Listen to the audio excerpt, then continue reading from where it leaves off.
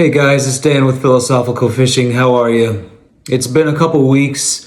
Some of you know why I've been gone, and I'm just here to make a video. This is probably going to be the hardest video that I ever make, but I just wanted to be honest and transparent with you guys, tell you guys why I've been gone, and just to let you know that my father has just recently passed away as of a week ago, and so it's been incredibly hard, incredibly sad, unexpected. It was something that we just didn't know that he was suffering with, and it was a cancer that spread very rapidly, and he went through surgery and just really passed pretty soon thereafter, just because his body was so wrecked from the cancer and other health issues that he had going on that none of us really knew about.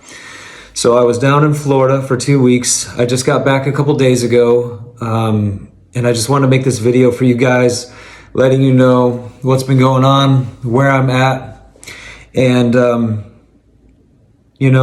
just to show you that, hard things definitely happen in life. Hard things definitely happen. I'm grieving right now.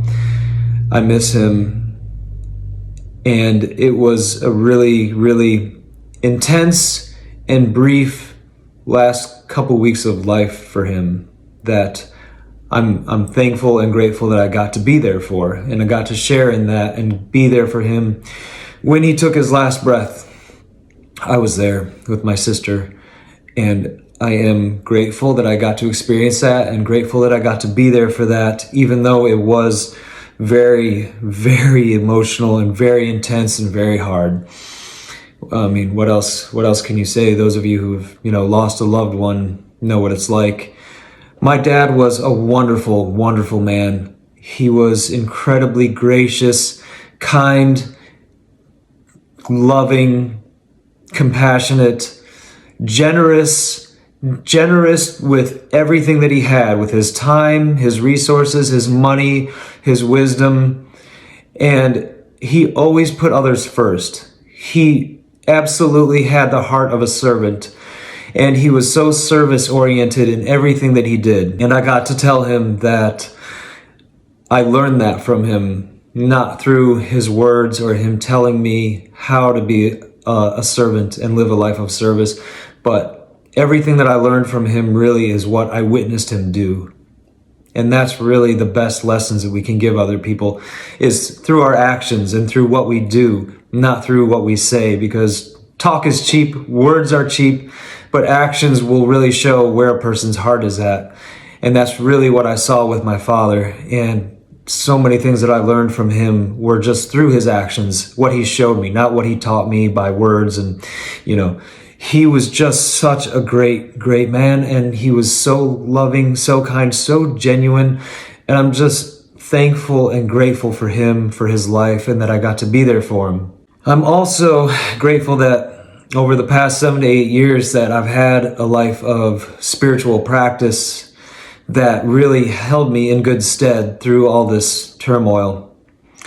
And having a life of meditation, of prayer, I definitely kept up with my daily rituals of meditation, of quiet time in the morning. And believe me, guys, my anxiety was running so high. And that's for a multitude of reasons, not the least of them being which my dad was incapacitated in the hospital and then in hospice. And it was just very unexpected. We didn't see it coming. We knew he wasn't feeling well, but we didn't know anything else about what was going on with him medically. But also, going back home and going back into my family also brought up a lot of old trauma that still exists, and a lot of things that are still unresolved in my family that I've had to put boundaries up for many, many, many years. And all those boundaries had to come down temporarily for me to be able to go in and take care of some things that I needed to take care of and function with and alongside my family. I'm grateful that my siblings and I get along so well. There's no animosity between us, and we worked so diligently and compassionately together to try to achieve a positive outcome for my parents, for my dad, to be there for him. And there was absolutely nothing but love between the three of us. And so for that, I'm very grateful. But outside of my siblings, there's a lot of dysfunction and trauma in my family, which I'm not going to go into in this video, but just suffice it to say that a lot of those old traumas resurfaced. I will say also that I keep looking for all the silver linings in this ordeal. You know, as we go through hard, difficult, and dark times, I'm not running from it today. I'm not hiding from my feelings. I'm not running from my emotions. I'm facing them all head on, and I'm walking through them, as uncomfortable as it is, as sad as I am now, and as much as there are still so many things to take care of and things going on in my family since my dad's passing a week ago, that I'm not running to a benzo, I'm not running to drugs or alcohol or trying to escape. I'm simply letting it be. I'm letting the sadness be there. I'm walking into and through the darkness and letting it show me what it needs to show me so that I can not only go through it, but I can also grow through all of this turmoil that I'm currently walking through. And that's what we do. That's what we learn how to do. I'm not numbing it with benzodiazepines. I'm not numbing it with anything else. I'm only walking through it, through the uncomfortability, and letting it guide me and show me where it needs me to go and what I need to learn from it, and also how I can be of service to others through this experience. Be of service to my mother, be of service to my siblings, be of service to family members, most of all, be of service to my dad when he was still suffering in the hospital. And that gives me gratitude that I can do that today, that I have the strength to do that, that I have the wherewithal and the presence to be mindful of where I'm at, what I'm going through, and the people in my life who I need to show up for. When I got to be in hospice with my dad and watch him take his light into another room, his passing was sad, but I also experienced a tremendous amount of gratitude that I could be there for him, that I could witness it, and that I could hold his hand while he took his last breath. I am truly, truly grateful for it. It was also extremely traumatic in a lot of ways, but it would have been much more traumatic if I was still using benzos, and if I was still in my addiction, and if I was still used to just running from things and not being able to confront the difficulties of life. So I'm looking for all the silver linings. I'm looking for all the blessings in this time of trial. And I'm also grateful for you guys. I'm so grateful for this channel. I know I haven't been around, obviously, the last couple weeks, and that's the reason why, the reason that I'm telling you now. But I knew that as soon as I came back, I would want to make a video explaining to you guys what's going on, where I'm at, and how I'm kind of navigating through this time. Because this too shall pass. It will. It always does. And we get to the other side and we get to learn from these experiences, and it enriches and deepens our life if we can learn how to walk through these painful times. So I'm going to keep this video short.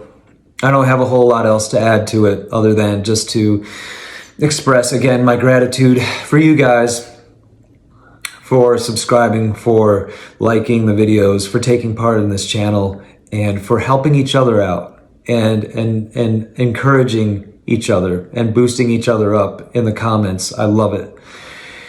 I would just say that if you want to do something for me today and for yourself, see how you can be kind. See how you can show kindness and how you can serve somebody else today. Even if you're suffering or you're in the middle of it, see what you can do to be kind, to encourage somebody else, and to lift somebody else up. In honor of my father, who would love that. He would love nothing more than to see others be compassionate to each other and show loving kindness as he showed to me and as he showed to so many other people in his life. He was always gracious. He always put others first, and he always lived a life of service to other people, putting himself last and always others first, trying to meet their needs, seeing what they needed, what they wanted, and always giving, always loving, always being compassionate and serving others in everything that he did. So, until the next video, I love you guys. And as always, I wish you lots and lots of deep healing wherever you're at in this process. Keep going, keep trucking. It's going to get better. And if you have any ideas for a video that you'd like to see me create, please let me know in the comments and I'll be sure to take a look at it and take it into consideration. I always take everything that you guys say into consideration seriously as far as content or what would be helpful for you guys. Having been off of benzos now for over 7 years, I feel like it's my duty to try to give back as much as I can, and that's what this channel is all about. So I love you guys, and I'll see you in the next video.